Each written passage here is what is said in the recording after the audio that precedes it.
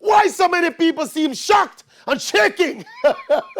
Because Elaine Thompson-Herah might be leaving her longtime coach, Stephen Francis, and her longtime club MVP. What's the big deal?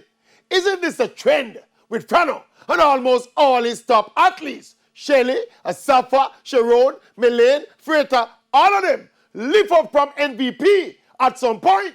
This thing about loyalty and being ungrateful and blah, blah, blah. Them things don't work in a real life, you know. What Elaine and Frano and the MVP track club had was not a sentimental love affair. It was business. MVP, like any other commercial entity, made the investment in upcoming athletes, including Elaine. When Elaine busts out and start make money, the club and the coaches get their percentage of every single dollar that she earned. That is called a return on investment.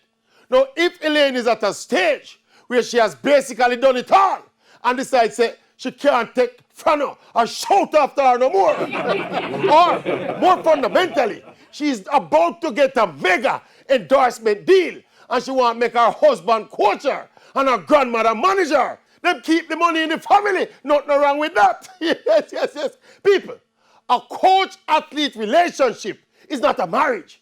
And till death do us part business. And even marriage have divorce. What do you mean?